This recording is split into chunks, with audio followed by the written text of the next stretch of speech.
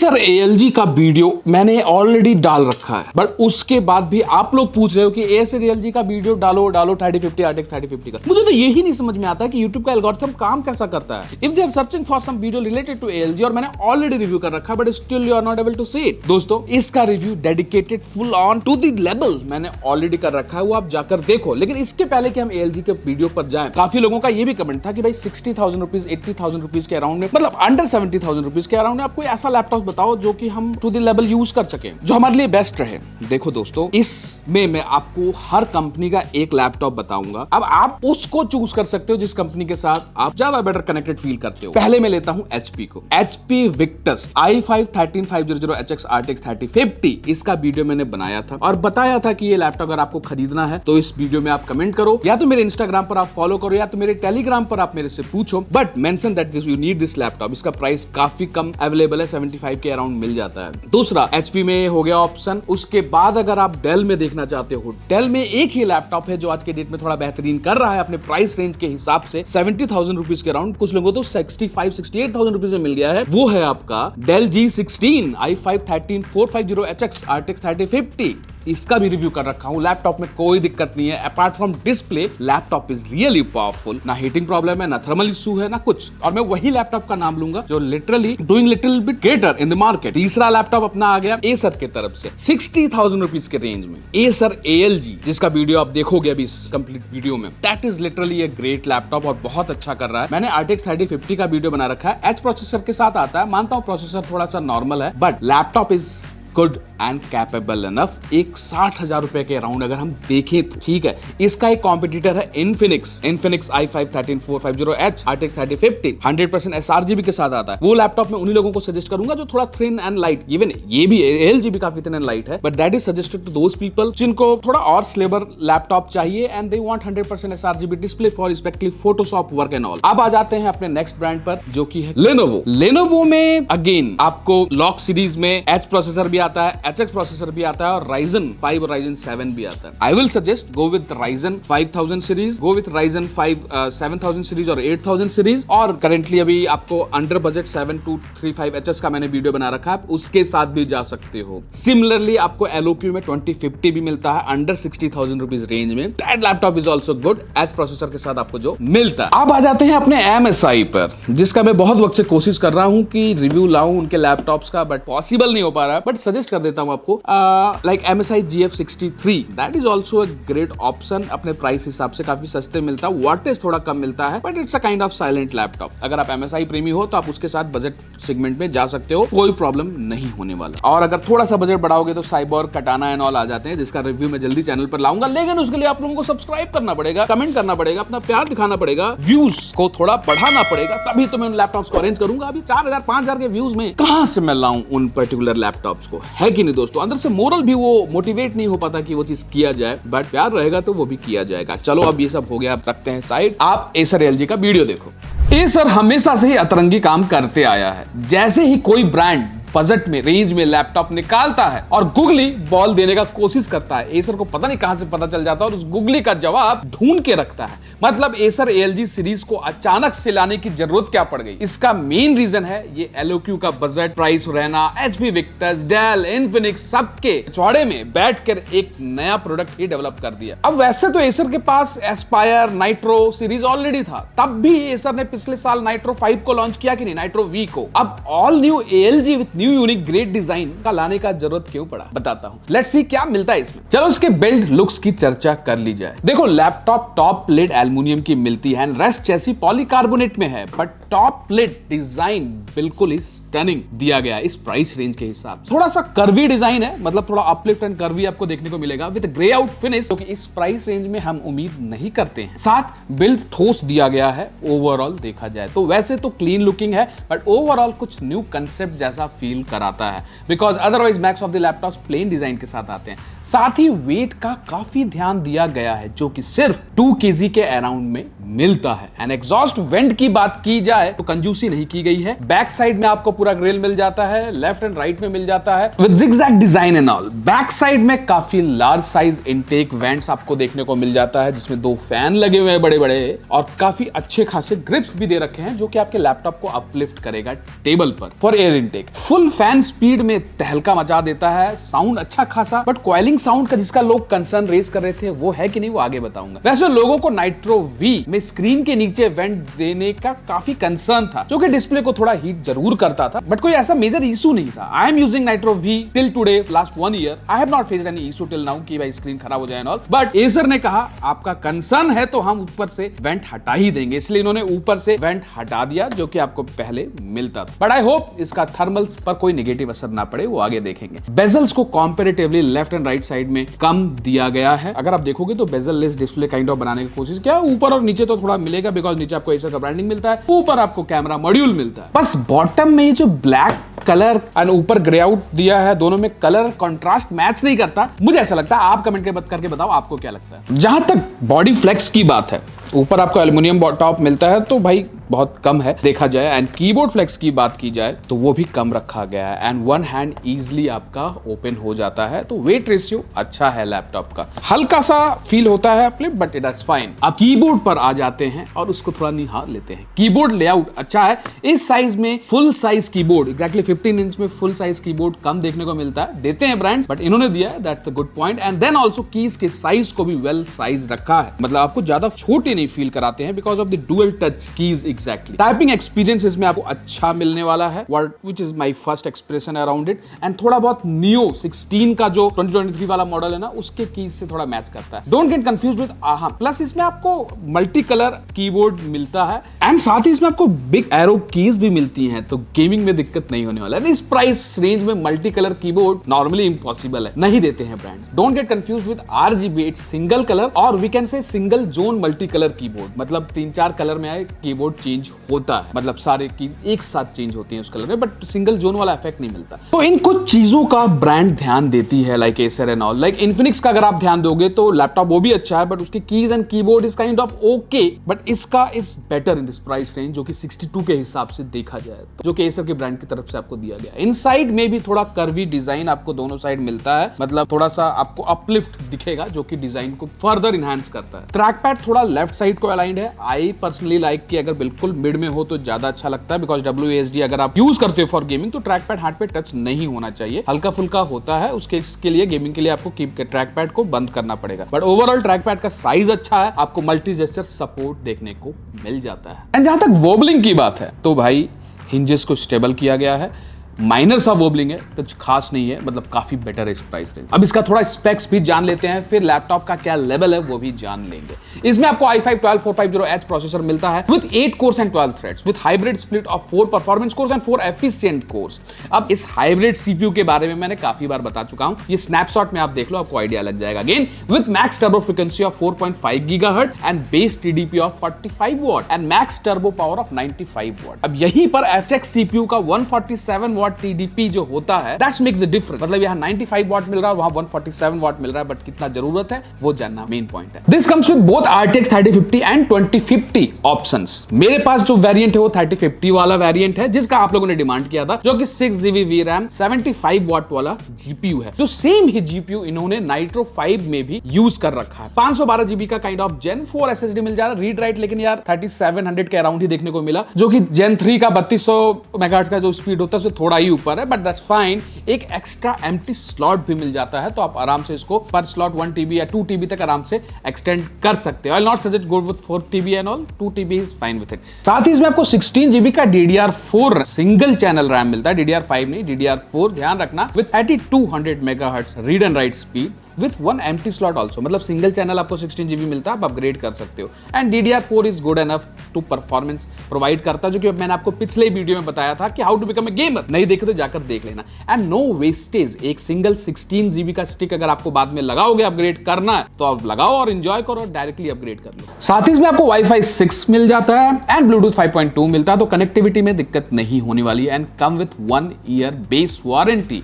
इसका specification seriously बताऊं, जो मैंने कल वीडियो बनाया था उसके हिसाब से बिल्कुल सही बैठता है, एक बजट गेमर के हिसाब से आपको वो स्पेक्स ये प्रोवाइड कर रहा है। सो एक ऐसा स्पेक्स दिया गया है which can give you a decent performance you actually need it. ये लैपटॉप मैंने संपत्ति कंप्यूटर सेक्टर 18 से अरेंज किया है। एज आई ऑलवेज से, वहां पर कोई और भी ब्रांड अगर आप देख रहे हो, you can check all the demo pieces live, वहां पर वो रखे रहते हैं एंड वहां आपको सोनू जी योगेश मिल जाएंगे फॉर स्पेसिफिकली एसर लैपटॉप। इनका Acer mall Galaxy diamond plaza greater Noida में है, सेक्टर 18 में तो है ही, बट ग्रेटर नोएडा में भी आपको मिल जाएगा। वहां पर आपको शरद मिल जाएंगे, शरद को कॉल करो, शरद आपको वहां best price best deal exactly बताएंगे इस पर, एंड एग्जैक्टली जो आपका ऑनलाइन प्राइस है उससे भी बेटर रेट निकाल कर दे देंगे। डिस्क्रिप्शन में आपको नंबर सबका मिल जाएगा। इसमें एक अच्छी चीज में जरूर दे दी है कि कहीं ना कहीं वो लॉक सीरीज से इंस्पायर्ड है, कि यहाँ पर आपको एक अलग से अपलिफ्ट करने के लिए जगह दे दिया है या ऑप्शन दे दिया है, जिससे आपका प्रेशर लिड पर नहीं पड़ने वाला। बीच से इसको ओपन करो एंड एज सजेस्टेड ऑलवेज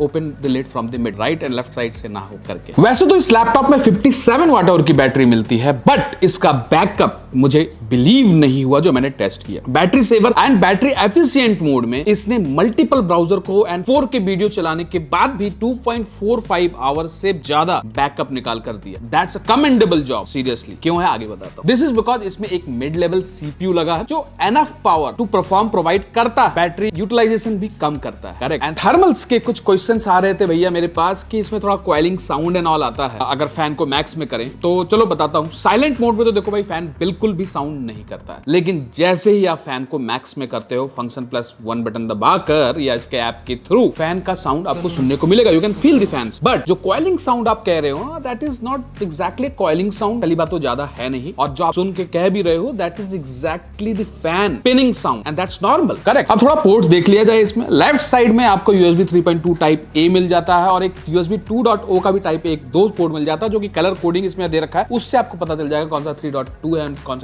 कौन सा 2 है एग्जैक्टली। इसमें आपको हेडफोन एंड माइक का सेपरेट पोर्ट्स मिल जाते हैं, बिल्कुल PC वाला मामला बना रखा है। आई थिंक एक होता तो बेटर होता है। बैक साइड में एक USB 3.2 टाइप C पोर्ट मिल जाता है, एक HDMI 2.1 पोर्ट, बट कहीं मेंशन नहीं है कि 2.1 है, अभी बताता हूं आगे। एंड एक डिस्प्ले पोर्ट मिल जाता है, इसके अपने काफी बेनिफिट्स भी हैं डिस्प्ले पोर्ट के, with using exactly external monitor. Just check out the benefits of display port. एक मजेदार बात यह है कि भाई इसके राइट साइड में आपको एक स्मॉल SD कार्ड रीडर मिल जाता है, सो ऑन द गो अगर आपको मूवीज एंड डॉक्यूमेंट्स रखना है तो आप उसको यूज कर सकते हो और एनर्जी अपग्रेड कर सकते हो। अलग से 1 TB का अगर वो लगाने का मन नहीं है तो वहीं पर लगा दो, उसमें अपना मूवीज एंड ऑल रखो। और एक 3.2 टाइप C पोर्ट और मिल जाता है विद RJ45 LAN पोर्ट भी मिलता है। पोर्ट्स को हमने चेक किया तो इसमें C टाइप जो है उसमें आपको डिस्प्ले पोर्ट नहीं मिलता है, वो normal high speed data transfer के लिए आप यूज कर सकते हो, डिस्प्ले पोर्ट से आपको नहीं मिलेगा। डिस्प्ले पोर्ट के लिए आपको HDMI का यूज करना है और अगेन आपको डिस्प्ले पोर्ट इसमें अलग से कॉम्पैक्ट वाला मिल जाता है, आप उसके लिए जा सकते हो एक्सटर्नल डिस्प्ले आउटपुट के लिए, जो कि अलग से कंपनी ने ध्यान रखा है। आपको एक डिस्प्ले पोर्ट भी दे दिया और HDMI भी दे दिया है। C पोर्ट में नहीं दिए हैं, कॉस्ट थोड़ा सा भाई बचाना पड़ता है लैब कंपनीज को। नेक्स्ट आपको इसमें PD चार्जिंग सपोर्ट भी नहीं मिलता, बिकॉज हमने 60 वाट के चार्जर से एंड 120 वाट के चार्जर दोनों से ट्राई किया, बट PD चार्जिंग नहीं है। जस्ट फॉर योर कंफर्मेशन, कहीं लिखा नहीं था तो हमने आपको बता दिया।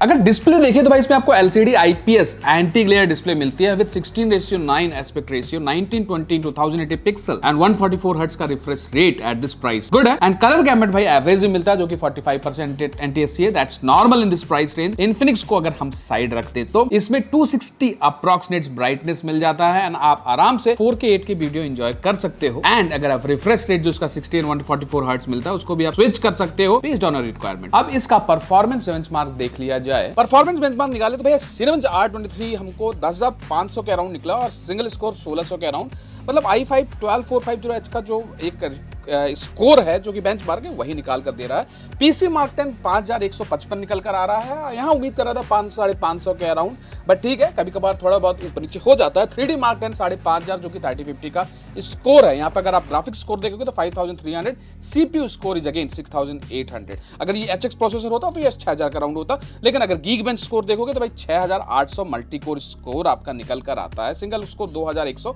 कंपेयर भी करने के लिए आपके काम आएगा। लेकिन GPU का स्कोर जो है वो 62,000 है OpenCL स्कोर, ये आप अगेन दूसरी 3050 से कंपेयर कर सकते हो।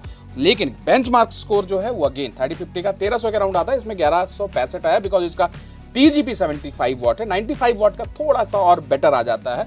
VR Mark 10 we can say कि भाई it's an average, VR gaming के लिए it's an average laptop. VR gaming कर सकते हो but not to the upper level. Cross mark 10 आप पॉज कर देख सकते हो, 1600 का स्कोर, जो कि एग्जैक्टली CPU का स्कोर है।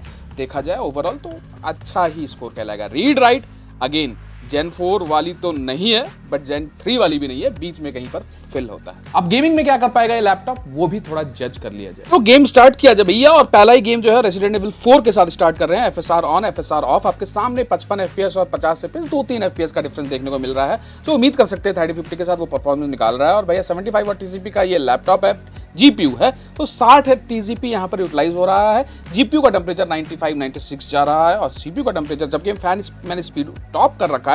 RDR2 में भी अगर आप देखोगे तो टेम्परेचर अगेन बहुत देर से भाई दोस्तों इसमें गेम खेल रहे हैं, रूम का टेम्परेचर काफी हाई है। अल्ट्रा DLSS ऑन के हिसाब से 60 FPS निकाल कर ले रहा है, जो कि एवरेज अगर GPU इंटेंसिव दोनों है ये गेम तो उसके हिसाब से ठीक ही ठाक FPS निकाल कर ये दे रहा है। टेम्परेचर 85-95 के बीच में फॉल कर रहा है। नेक्स्ट गेम अपना आ जाता है होराइजन फॉरबिडन वेस्ट, जो कि बहुत ही GPU इंटेंसिव है। इसमें भैया आप 40 FPS हाई सेटिंग्स या लो सेटिंग्स में खेलोगे तो बेटर रहेगा। अदरवाइज कोई ऐसे लैग एंड ऑल आप नहीं देखोगे, बट FPS कहीं ना कहीं गिर जाता है वेरी हाई सेटिंग्स में, और आपको FSR के साथ ही जाना पड़ेगा इसमें अगर आप यूज भी करना चाहो। नेक्स्ट गेम GTA 5 है। GTA 5 में भैया 119-120 FPS वेरी हाई सेटिंग्स में, मतलब ये आप उम्मीद कर सकते हो कि भैया ये निकाल रहा है तो ये लैपटॉप इज परफॉर्मिंग गुड। जहां तक टेम्परेचर है उस पर भी ध्यान रखना, अभी बताता हूं, क्योंकि रूम का टेम्परेचर वैसे भी गर्मी का वक्त है ज्यादा था एंड AC PC कुछ नहीं चल रहा। और अगर आप फोर्जा होराइजन देखोगे तो भैया यहाँ पे एक्सट्रीम सेटिंग में खेलने का गलती मत करना। अल्ट्रा सेटिंग में आपका 50-60 FPS से काम चल जाएगा, क्योंकि आप यहाँ पे TCP भी देखोगे तो 60 के अराउंड ये पुश कर रहा है। और अगेन यहाँ पर आप फार क्राई देखोगे तो फार क्राई में भी DLSS ऑफ DLSS ऑन पर आप सिनेरियो देख लो। इन बिटवीन में टेम्परेचर के बारे में बताता हूँ। टेम्परेचर देखो यार 90, 93, 94 और 86, 85 के बीच में फॉल कर रहा था और मोस्ट ऑफ द टाइम 90 के ऊपर भी जा रहा था। इससे कोई मेरे को ज्यादा लैपटॉप के ऊपर के साइड कोई गर्म फील नहीं हुआ। बॉटम में थोड़ा गर्म देख सकते हैं बिकॉज वहाँ फैन इसलिए हैवी फैन दिया है भाई, लाइट वेट लैपटॉप है उसके हिसाब से इसको बिल्ड किया गया, बट स्टिल कोई भी मेरे को थ्रॉटलिंग बिल्कुल भी नहीं दिखा। काफी देर से गेम खेल रहे हैं। और नेक्स्ट अपना साइबरपंक है। साइबरपंक में हमको भाई रीट्रेसिंग अल्ट्रा पर भाई देखो खेलने का कोई मतलब नहीं है। अल्ट्रा सेटिंग पर आप ये लैपटॉप से खेल सकते हो। मतलब ये लैपटॉप ऐसा बनाया है कि भैया एक बेसिक प्राइस के हिसाब से, बेसिक स्पेक्स के हिसाब से आपको एटलीस्ट सारे गेम्स खेलवा दे। टेम्परेचर अगर ऊपर जा भी रहा है तो आपको थ्रॉटलिंग ना मिले, बिकॉज यार उसी के हिसाब से तो मदरबोर्ड एंड ऑल डिजाइन होता है ना। लेकिन सीरियसली बता रहा हूं, आप देखो 60 FPS से निकाल कर दिया इन एन एवरेज, आप पॉज करके देख लेना। मुझको कोई थ्रॉटलिंग या कोई प्रॉब्लम नहीं फील हुआ even after playing game for almost 3-4 hours. और नेक्स्ट गेम आपके सामने काउंटर स्ट्राइक है। इसमें आप 110, 115 डिफॉल्ट सेटिंग्स में आप उम्मीद कर सकते हो। ये भी थोड़ा GPU इंटेंसिव हो गया आज के डेट में, लेकिन अगर आप देखोगे तो भाई टेम्परेचर 97 भी टच किया, बट मुझको कोई भी थ्रॉटलिंग पूरे गेमिंग में नहीं फील हुआ। काफी देर से गेम खेल रहे थे। आई विल सजेस्ट आप कूलिंग पैड यूज कर लो because it's kind of light weight laptop. मतलब इसको थर्मल्स को भी ध्यान में रखते हुए कोशिश किया गया है कि बजट में आपको एक अच्छा चीज लाकर दिया जा सके। और यहां पर अगर आप देखोगे नेक्स्ट गेम अपना कॉल ऑफ ड्यूटी है, जिस पर आप 70-80 FPS उम्मीद कर सकते हो इस लैपटॉप से। करेक्ट, DLSS ऑफ में भी अगर आप देखो कोई डिफरेंस मेरे को FPS में ज्यादा दिख नहीं रहा। और रैम भी अप्रोक्सीमेटली 13GB 14GB यूटिलाइज हो रहा है, जो कि DDR4 रैम है। DDR5 होता तो हो सकता है FPS थोड़ा सा 5-10 और बेटर हो जाता। आप देखे होंगे कि भाई पूरे रिकॉर्डिंग पूरे गेम में आपको टेम्परेचर थोड़ा सा अपर साइड दिख रहा है, लेकिन क्या आपको कोई लैग या कुछ दिख रहा है? No, there is no lag and something, but yes because laptop is light weight, उस हिसाब से थोड़ा सा थर्मल से फैंस जो भी है वो लाइट रखना पड़ा, because heat sinks and all सारा लगा देंगे तो लैपटॉप का कॉस्ट बहुत ज्यादा बढ़ जाएगा। रेस्ट नेक्स्ट गेम आपके सामने वैलोरेंट है, और ये वैलोरेंट कम से हमने 3 से 4 बार 5 बार ट्राई किया, उसके बाद जाकर रिकॉर्ड कर रहे हैं। और अगेन 200 FPS जो निकल के आ रहा है इस लैपटॉप से, इट्स रिकमेंडेबल और commendable for this laptop. Temperature हाँ थोड़ा सा कंपनी इस पर काम कर सकती है, बट अगेन कॉस्ट बढ़ जाएगा। नेक्स्ट एलेन वेक है। एलेन वेक में हाई सेटिंग्स में भाई 50 FPS निकाल पा रहे हो, लो सेटिंग में भी 55 FPS। ये थोड़ा सा उम्मीद के परे है, मतलब अच्छा FPS निकाल ले रहा है। टेम्परेचर अगेन यहाँ पे आप देखोगे 85-80 के बीच में टेम्परेचर जा रहा है, बिकॉज हमने स्टार्टिंग में टेस्ट किया था अप्रोक्सीमेटली 2-3 घंटे खेलने के बाद। तो टेम्परेचर भाई देखो, अगर आप कूलिंग पैड नहीं यूज करोगे, हम एक्सट्रीम सेटिंग्स में एक्सट्रीम एनवायरनमेंट क्रिएट करते हैं फॉर टेस्टिंग लैपटॉप, जो कि आपको मैक्सिमम टेम्परेचर जा सकता है वो दिखा सके। रूम का टेम्परेचर अभी 32 डिग्री सेल्सियस के अराउंड होगा, 31-32 डिग्री, और AC PC कुछ नहीं चल रहा। अब अगर आप नेक्स्ट गेम माइल्स मोराल देखोगे तो यहाँ पे भी भाई 124 FPS FSR ऑन पर आप निकाल ले रहे हो, और FSR ऑफ में सिर्फ 60 FPS। क्या काम कर रहा है भाई FSR ऑन, मतलब इंटेल और RTX के लैपटॉप में भी जैसा AMD का कहना है कि there FSR will work and they are doing very good. DLSS 3 का तो जरूरत ही नहीं इस गेम में, जितना अच्छा FPS से निकालकर हाई सेटिंग्स में आपको लेकर दे रहा है। 120 FPS मेरे को उम्मीद नहीं था। वेरी हाई सेटिंग्स में भी again there is no difference in the FPS। Again वो अभी बंदा खड़ा है, कोई बात नहीं, लेकिन अगर आप लेफ्ट साइड में देखोगे 60 FPS, राइट साइड में अप्रॉक्सीमेटली 100 FPS तो आपको निकाल कर दे ही देगा। टेम्परेचर फिर से अगर आप ध्यान दोगे तो वो एक ही जगह स्टिक हो रहा है, मतलब I can say seems like exact temperature ये सेंसर बता भी रहा है कि नहीं, because I never field any throttling और गेम इशू, और लैपटॉप पे कोई आपके कीबोर्ड्स हीट भी नहीं हो रहे हैं। इस प्राइस के हिसाब से एक मिड लेवल स्पेक्स एंड अच्छा परफॉर्मेंस निकाल कर लाया है गेमिंग में, जो हमें उम्मीद थी इससे। अब थोड़ा एडिटिंग वगैरह चेक मार लिया जाए। सो 4K वीडियो हम रेंडर करने जा रहे हैं और एक 11:21 पर हम 17 मिनट का वीडियो को रेंडर लगा दिए हैं और अप्रॉक्सीमेटली 30 FPS पर हम इसको रेंडर कर रहे हैं। 17 मिनट इसमें 11:35 पर ये कंप्लीट हुआ। तो भाई देखो 3-4 लेयर तक तो दिक्कत नहीं हुई, 4-5 लेयर के बाद थोड़ा सा प्रॉब्लम हो सकता है। जहां तक ब्लेंडर की बात है तो ब्लेंडर में आप देखो यार, मतलब आप एक एवरेज लेवल भाई 1100-1200 स्कोर आया था, उसके हिसाब से कर सकते हो। लेकिन जहां तक फोटोशॉप की बात है आपके सामने है, देखो भाई एक लेवल प्रोफेशनल लेवल की बात अलग है, अदरवाइज एक ठीक है 45 NTSC भी आप कर सकते हो। लेकिन आफ्टर इफेक्ट की जहां तक बात है यहाँ पर आप देखो, और नॉर्मली हम लोग 1/4 पर ही सारा कुछ किए हैं, एडिटिंग और ये आफ्टर इफेक्ट्स भी।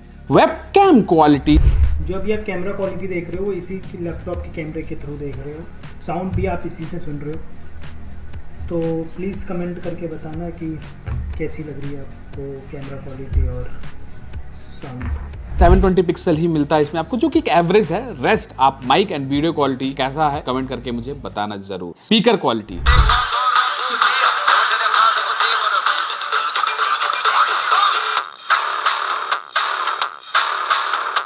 Speaker quality is good but और बेटर हो सकता था। आई होप कि भाई स्पीकर क्वालिटी एक 60,000 के लैपटॉप में आज के डेट में कंपनीज को और थोड़ा बेटर देना चाहिए। अच्छा है एक सिंगल पर्सन के हिसाब से, बट बेटर हो सकता था। Sir so you work on it. So इसमें आपको कंट्रोल सेंटर भी मिलता है, कोई ऑप्शन बटन प्रॉपर्ली नहीं दिखा रखा है भाई। ये कंट्रोल सेंटर ओपन के लिए फंक्शन प्लस आपने देखा स्लैश वाला बटन दबाना पड़ता है, फिर ये कंट्रोल सेंटर आपके सामने आता है। मक्खी भी बैठी हुई है ऊपर, पता नहीं कहां से, गर्मी बहुत है ना। Entertainment, power saving, performance mode आप इसमें सेलेक्ट कर सकते हो। सही बताऊं तो कंट्रोल सेंटर मिल ही नहीं रहा था, और ये की आइडेंटिफाई करना खुद में बहुत मुश्किल बात था। ये कंपनी एसर को ध्यान रखना चाहिए भाई, एक डेडिकेटेड की बता दो या कम से कम मेंशन कर दो, या कंट्रोल सेंटर आपके विंडोज सर्च से मिल जाना चाहिए। बट एनीवे आप इसको इस तरह से ओपन कर सकते हो जैसे मैंने बताया, और यहाँ पर आप touch pad, camera, airplane mode, entertainment and ये tweaking, temperature tweaking and all कर सकते हो। चलो इस लेवल के लैपटॉप में भी अगर आपको कंट्रोल सेंटर मिलता है फॉर चेंजेस इन ऑल, आप कीबोर्ड के लाइट को भी यहाँ से सेट कर सकते हो, जो मल्टी कलर लाइट मिलती है आपको, ये भी एक अच्छा ऑप्शन है। और ब्राइटनेस एंड ऑल आप यहीं से सेट कर सकते हो। ठीक है, मतलब इस रेंज के लैपटॉप में वी नेवर एक्सपेक्टेड कि हमको एक कमांड सेंटर मिलेगा। लाइक सी आप कीबोर्ड का लाइट या एग्जैक्टली RGB तो नहीं कह सकते, but there are different colours जो कि आप इसमें सेट कर सकते हो अपने मूड के अकॉर्डिंग। मग स्विच नहीं मिलता इसमें आपको। नॉर्मली अगर आप परफॉर्मेंस मोड पर रखोगे तो ये एग्जैक्टली GPU को मैक्सिमम यूटिलाइज करता है। And as you can see colour change करते ही कीबोर्ड का कलर भी चेंज हो रहा है। अभी ऑरेंज हो गया है, अब पिंक हो गया है। आप कुछ ऐसे मल्टी कलर या चेंजिंग कलर इफेक्ट भी इसमें लगा सकते हो। अच्छा है, मतलब इस रेंज में we never expected as I said, but अगर ये ऑप्शन दे रहा है कंपनी तो इट्स गुड। बट फिर से कहूँगा कि ये आप ढूंढोगे कंट्रोल सेंटर पर, आप नॉर्मली विंडोज़ पर जाकर आपको नहीं मिलने वाला। कीज़ पर भी कहीं पर भी मेंशन नहीं है। आपको फंक्शन प्लस स्लैश बटन जो कि एंड के जस्ट नीचे है उसको दबाना होगा, तब जाकर आप ये चीज़ ऑन कर सकते हो। और माउस के सेटिंग्स एंड ऑल और बैटरी का लेवल एंड ऑल भी आप यहाँ से देख सकते हो। रिकमेंडेड बैटरी चार्ज को भी यहाँ से जाकर सेट कर सकते हो। एंड बैटरी बैकअप पे मैंने रेस्ट आपको दिखा दिया है। आई होप इससे आपको आइडिया लग गया होगा। अभी तक किसी ने नहीं बताया था, बहुत लोग कंफ्यूज भी थे कंट्रोल सेंटर मिलेगा कहां से। रेस्ट अगर मेरा कंक्लूजन बताऊं तो डे बाय डे नए लैपटॉप्स मार्केट में आ रहे हैं, लेकिन बजट प्राइस में हमेशा चैलेंज रहता है। ज्यादा ऑप्शंस नहीं मिलते हैं और ज्यादा वैरायटी या वेरिएंस नहीं मिलता है, और बिल्ड क्वालिटी अच्छा नहीं है, किसी में वोबलिंग का प्रॉब्लम है, प्रॉपर GPU नहीं मिलता, GPU पावर नहीं मिलता है इस प्राइस रेंज में। लेकिन 60K के रेंज में एसर जैसे ब्रांड अगर एक बेस्ट कॉम्पिटिटिव लैपटॉप लॉन्च करता अच्छा है with enough power required by most of us, तो एक अच्छा ऑप्शन ही कहलाएगा। आई थिंक ये अपने रेंज के एचपी विक्टस, एलोक्यू, MSI GF60 and other Aspire को अच्छा टक्कर देता है। इन्फिनिक्स थोड़ा सा डिस्प्ले में बेटर कर जाता है, no doubt, but being a brand इस प्राइस रेंज में this is I think a good laptop, जिसका लुक हम इस प्राइस रेंज में उम्मीद नहीं करते हैं। Also with aluminium lid. Rest आपको नंबर डिस्क्रिप्शन में मिल जाएगा for the best deals and all, आप कॉन्टैक्ट कर सकते हो। आई होप आपको वीडियो पसंद आई होगी। उसी बात पर दोस्तों लाइक कर देना एंड सब्सक्राइब कर लेना एंड बेल आइकन दबाना मत भूलना। आपका सपोर्ट ही आपका प्यार है एंड आपका लाइक एंड सब्सक्राइब ही हमारे लिए मोटिवेशन है। धन्यवाद।